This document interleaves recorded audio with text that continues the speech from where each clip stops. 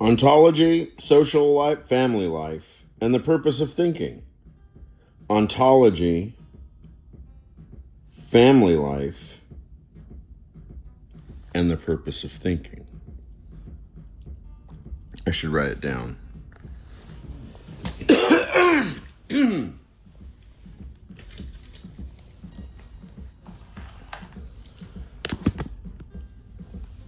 Now, will I forget everything I was going to say by the time I write it down? That is a perennial.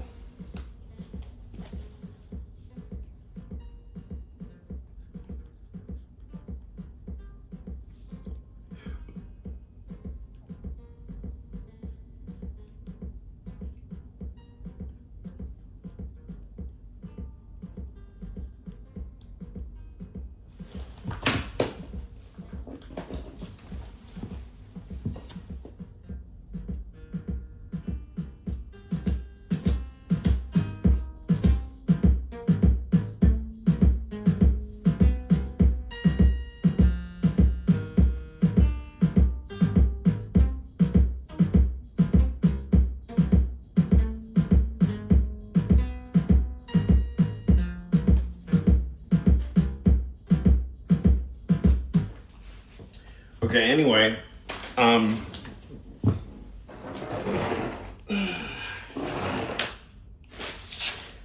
don't you like that locution that's caught on these days? I don't.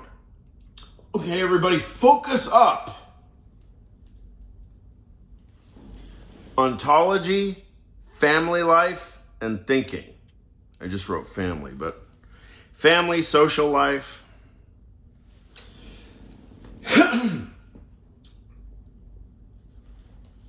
Now, but first, as a propedeutic, what's propedeutic mean? Preparatory notes? Propedeutic. What's a deutic?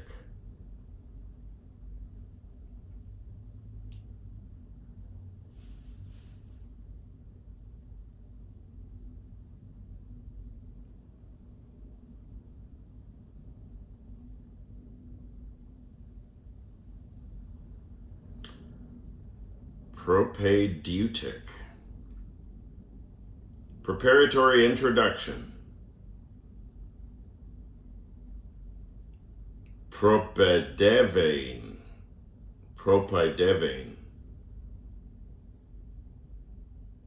Padevi. Padevi. Padevi. Padevi.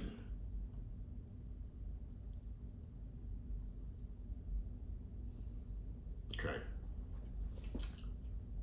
The propedeutic is as follows. I go polemic against John Stuart Mill. How? Why? Because thought as utility. See, you've got to build a house, so you think about it, and you build a house, you don't think about it anymore. That's thought as utility.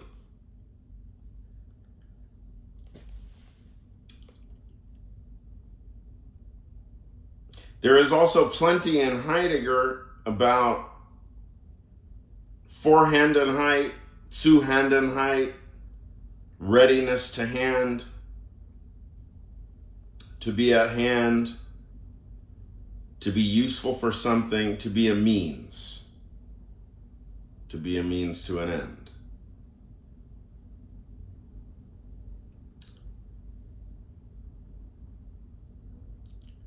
But Heidegger is, of course, critical about this in a way. He is always critical of the instrumentalization of thought. The instrumentalization of thought means that thought is going to follow itself down a certain Weg, Holzweg,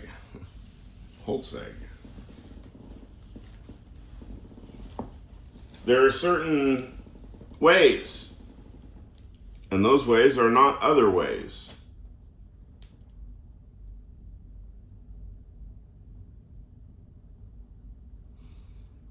So the instrumentalization of thought betrays simply uncritical thought in the background, simply uncritical phenomenology. Let's suppose that you're Bobby Fischer, right? I don't know if that's a very good example, but what I want to go for is the idea of, from your earliest memories, everybody's telling you that you're the best at doing like some particular thing, and nobody can beat you at it. And if you see old footage of Bobby Fischer walking around,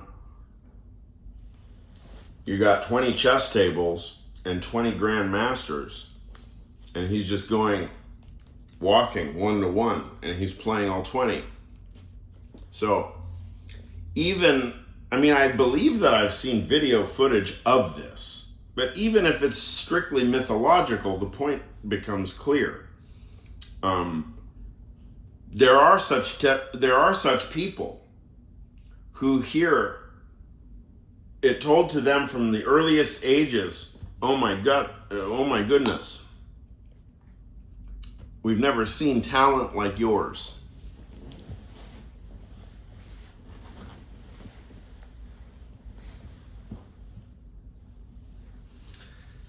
And we would also not be surprised to learn that some of these individuals might kind of crash and burn, to speak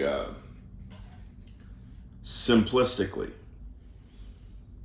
I mean, you hear about like a Shohei Ohtani, who seems to be relatively together, although I definitely have questions about that guy's sexuality.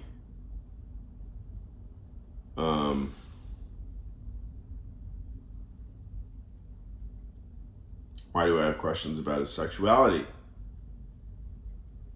Well, that kind of a human machine, and he is a public individual, it's kind of public domain, especially given the fact that he's an athlete. It's objective measurement and all. You know, you want to know. I mean, I want to know real details about his sex life. I want to know if he's repressed, or whether he's expansive and fully functioning, or what. I mean, he looks like a pretty damn functional individual. So, like, is he just a puppy dog dork? Like, he has all these cartoons of puppy dogs and stuff, and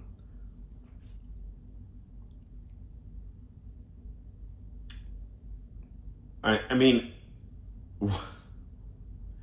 it doesn't tell us anything about his sexuality, is the point. Hey, I don't care what you're into. Lord knows I'm into crazier shit than you are.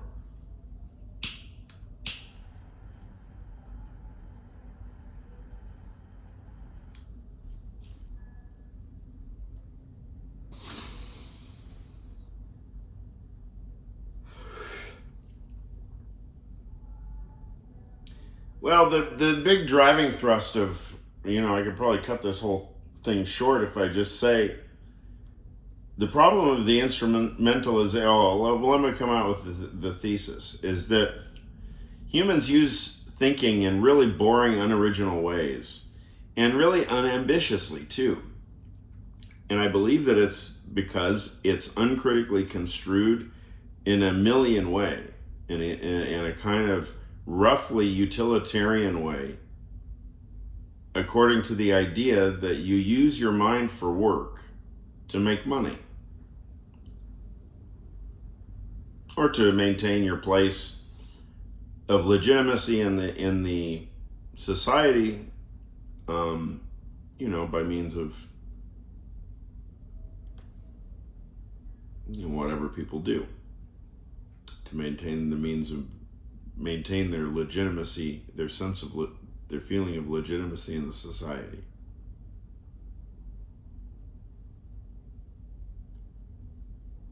And there's no problem with that, having that as a as a goal, I mean, we all do that. What is the human struggle? To maintain or augment the sense, your own felt sense of legitimacy within the society that you live, or probably even better, the objective sense of legitimacy, such that whatever you feel about the world is coextensive with the world and consistent with it, and you're representing the world itself to an adequate degree. Adequate for what? For what kind of work? What discourse are we in? According to whose values? Nobody knows. Nobody can tell you unless they tell you. How are they going to tell you without assertoric force? Suddenly they force their ass in your face, right?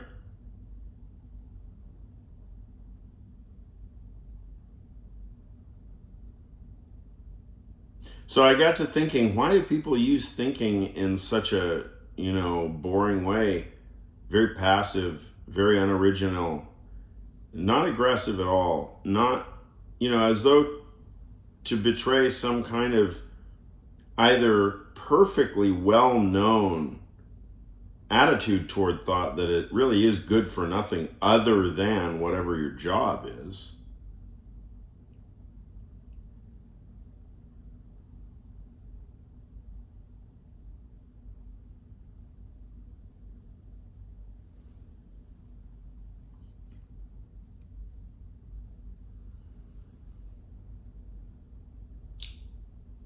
I mean, there are kind of ironies when you can, if you can shuffle the order of priority combinatorically, such that, well, you thought once that maybe your sex life was like roughly an indicator of doing well. Like, oh yeah, I'm moving up in the world, I'm working hard, and so therefore then my sex life reflects that. It's not the case. Your sex knife, listen to that slip, good Lord. Your sex life is not a status symbol. It's not a religious icon. It's not any kind of way of gauging your legitimacy or your sense of belonging or anything. It's medical. It's a health matter. If you approach it as though it's connected to your ontology, meaning what you believe in your heart of hearts actually and truly exists for all time, not on earth, not over here, over there, but exists as such throughout all the universe, or whatever the correct name of existence truly is.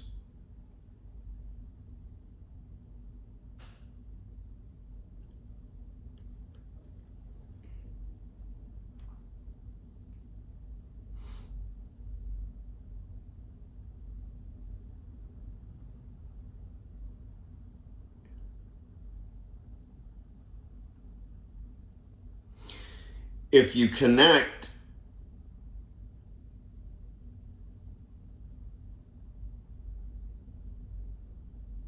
specifically your sexual satisfaction to any theological, spiritual, social, professional, or otherwise notion, you will put the cart before the horse, literally. The only way to improve your sex life is to have lots of sex and to practice and to get better and better at it. And that includes finding it. And I am reporting, like, pardon the expression, from the front lines, y'all, because you know that I'm a career bachelor and I'm a weird experimental guy. So I have no problem experimenting on myself in all sorts of, positive ways on myself, with myself. In other words, using my own experience phenomenologically as a ledger that can be error checked, right? Science, first principles inquiry, empirical science, right? So with a little bit of courage and creativity, I'm able to put myself, quite in a quite foolhardy, unhesitating way in front of all manner of women with the goal, my goal of getting laid now. Whether or not and how the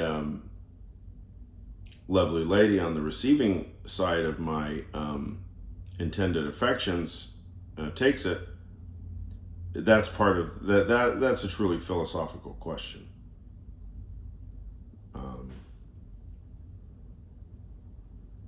Speculating about brain states that one has truly never experienced because of the fact that all one's brain states arise from fundamentally different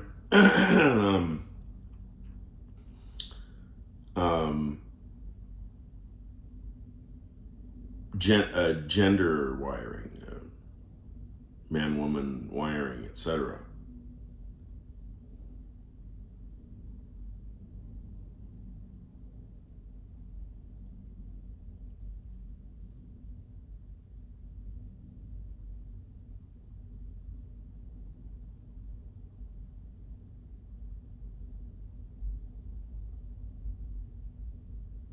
So if you want to, everybody knows if you're a kid, especially if you're an ambitious kid and you've got some talent, the only way to become a world-class pianist is to play your pianism, to practice pianism, profusely practice pianism. So if you want a healthy sex life, then you have to profusely... Anyway, sorry.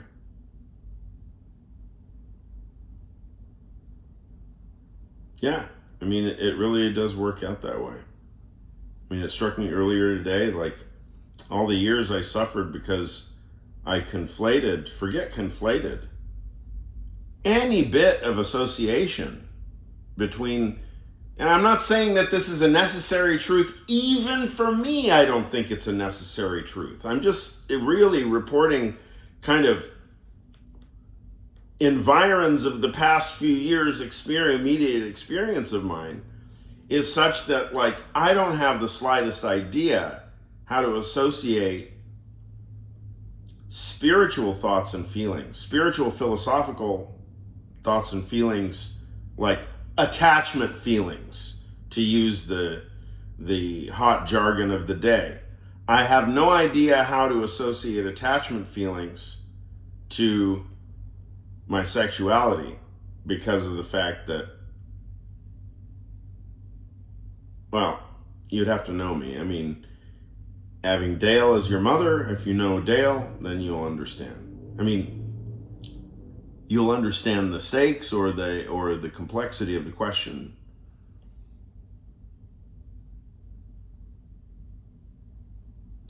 Anyway, but this wasn't intended to be about sex. It was intended to be about thinking, ontology and family life and thinking.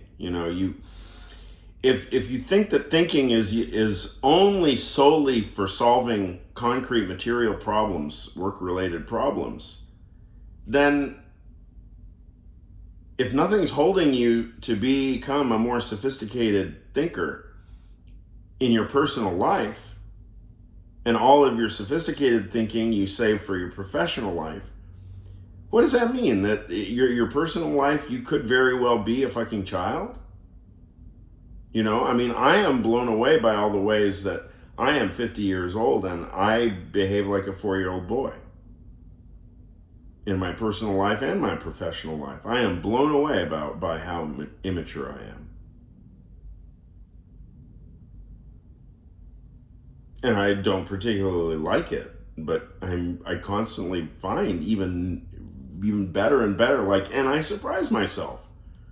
Like, whoa, today I'm going to be even more immature than I realized that I was.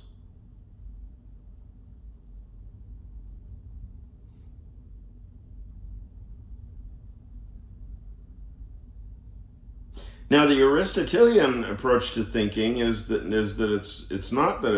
it's not utilitarian at all. It is not a means to an end. It is the end itself. Noesis,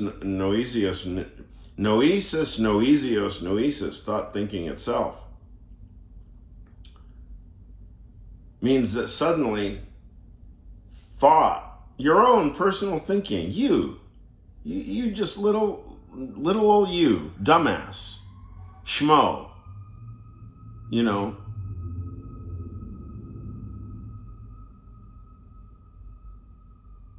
any appearance in experience, in life, in reality of anything interesting, it's mediated by your thinking.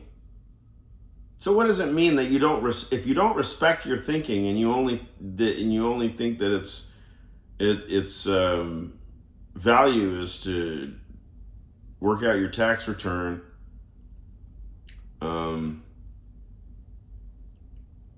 or I don't know, get good at Sudoku. I always love that one. People that take things like that seriously. Dude, that's how interesting you think life is? That's how interesting you think your thinking is? Sudoku. So, my tendency in people like me is to really make a big fuss about the ontology of thinking and make it into some big far out thing, like David Chalmers. He flirts with panpsychism, he'll, especially his early work when he was at Santa Cruz, when he was coming up, he'll say, consider this, spliff torch. If it has such and such number of parts, 4 or 5 parts, and then he'll name the part, what degree of consciousness could we plausibly imagine that this spliff torch has in comparison to a normal average human consciousness, right? And so instead of just outright doing pounding the table, yeah, panpsychism, I believe that every object has consciousness, he flirts with the case examples. He tells you about the history of philosophy of consciousness, philosophy of mind, and so on.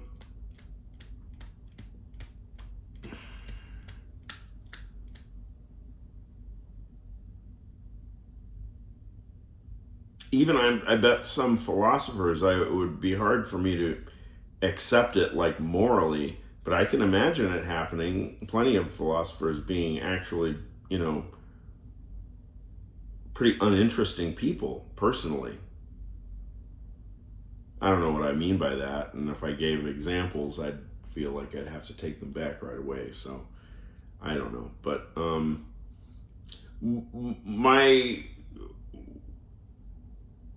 right now, the point I want to get across is that in order to, let's suppose that we just accept Aristotle's ethos of thinking, and I think that he's, he doesn't have a theory of psychology. I mean, that's before psychology, right? So they barely are really even aware of some kind of individual, Cartesian ego doesn't exist. They have psyche, but that's probably more like heart or soul.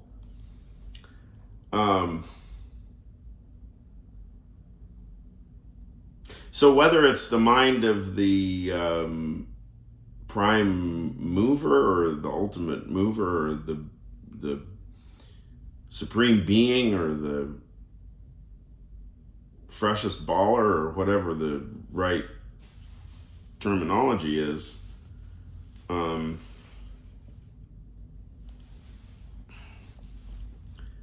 I don't know. I'm going to have to go get through metaphysics and wonder about when Aristotle describes thinking. I mean, how much is he describing divine thinking? Is he describing thinking as such, a psychological process, if he doesn't have access to any concept of psychology?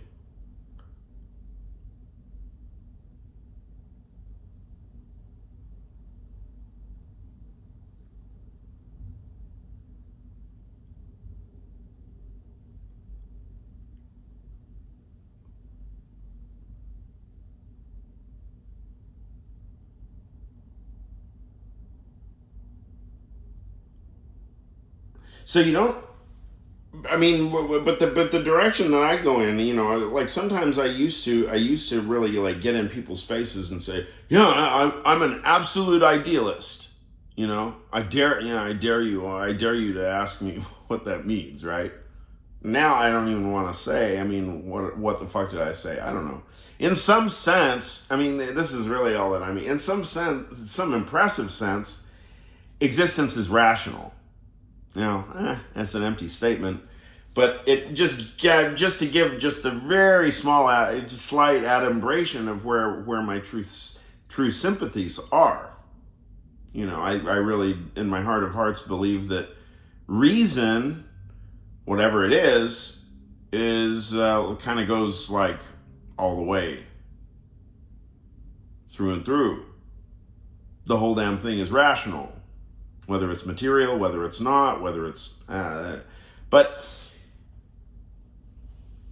so that kind of would serve several purposes, get in somebody's face about your far out views. But now I can understand about getting older, your views come into line for various reasons. Your views really come down the middle. And, well, one of the main ideas in my case is, I want to make sure that everybody has it perfectly perfect faith that I've got my wits about me and that I'm still plugged into society and that I haven't gone off the deep end never to return. So that requires a lot of kind of like Aristotelian, concreteness.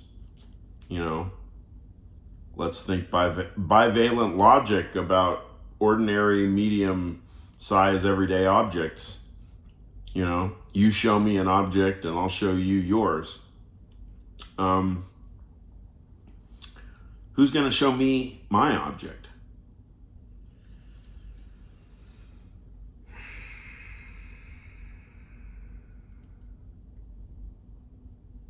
So what I'm getting at is that the intuition, I guess, the very human, all too human intuition is to always want to make like your ideology into some ontological commitment. So really all of existence has to go that way. So if you're MAGA, probably God wears a MAGA hat, right? So, but I think we're all roughly like this. We tend to argue this way, that it's like if I have some solid reason to believe that there's something that's really essential to my being, I tend to want to make that into something metaphysical, ontological, or that it's really real, right? I mean, really real just as much as my physical material body.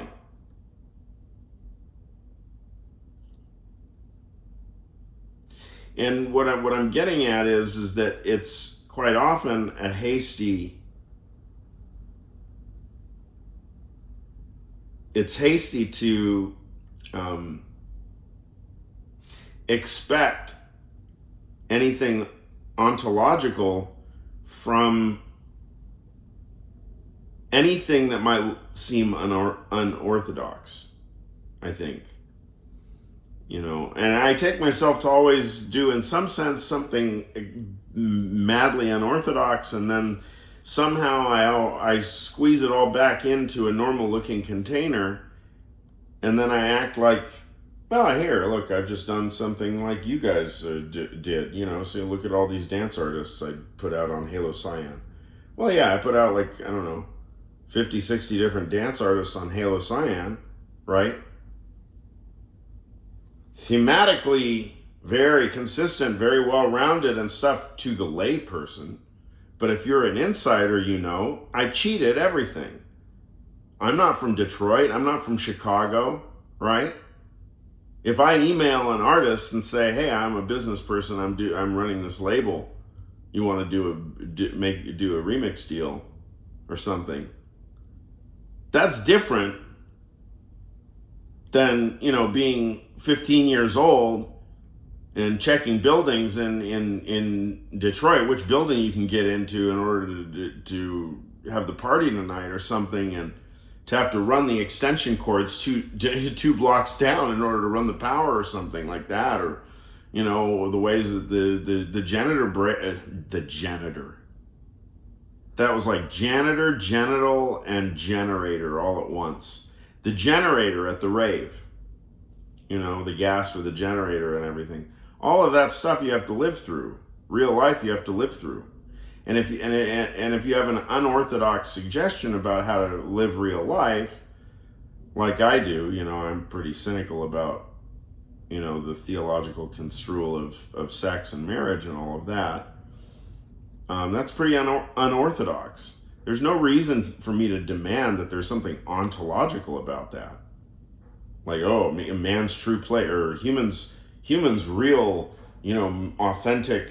It's more, the true essence of human is to transcend marriage and to be polyamorous. No, this is too far. This is too far because it makes ontological claims, right? And I guess one way to describe what I'm fussing at here is it's almost like a matter of good faith for the theorist,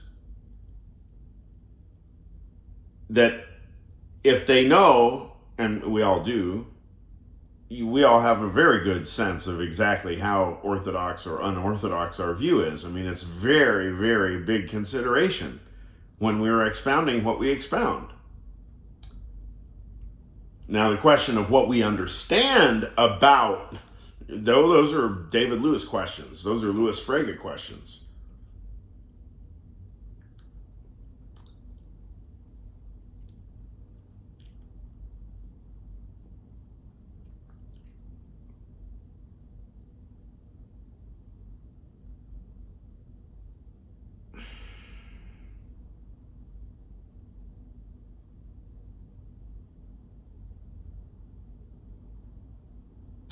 I think about it this way. Another way, if you're aware that you're expounding an unorthodox claim,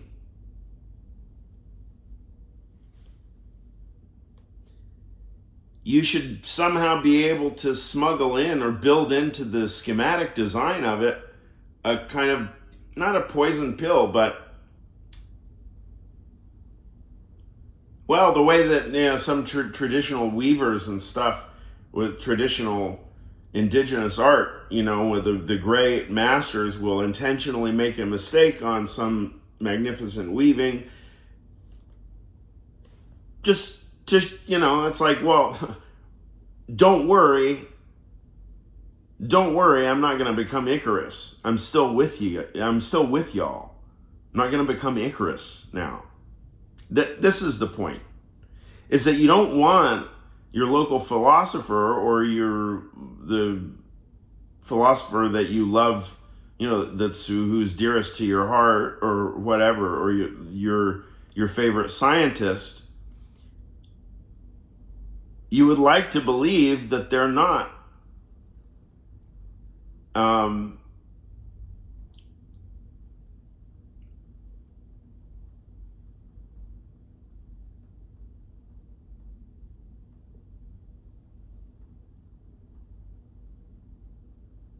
that they're not in it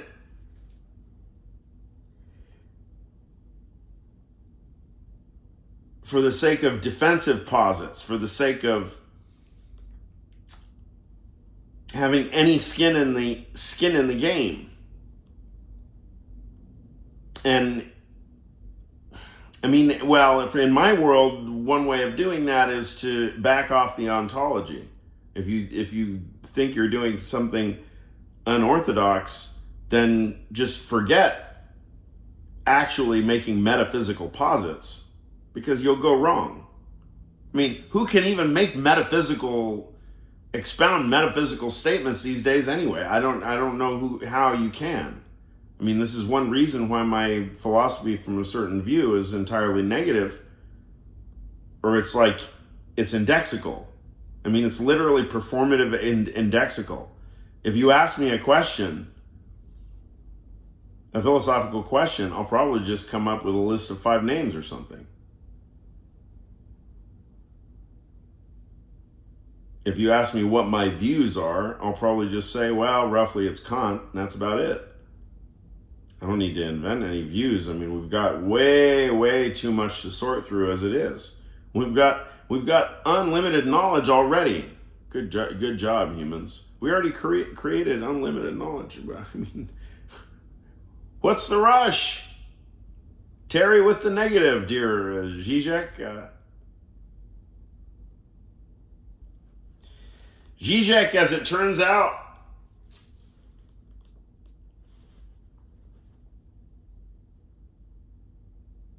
you know, dear Slavoj, between you and me,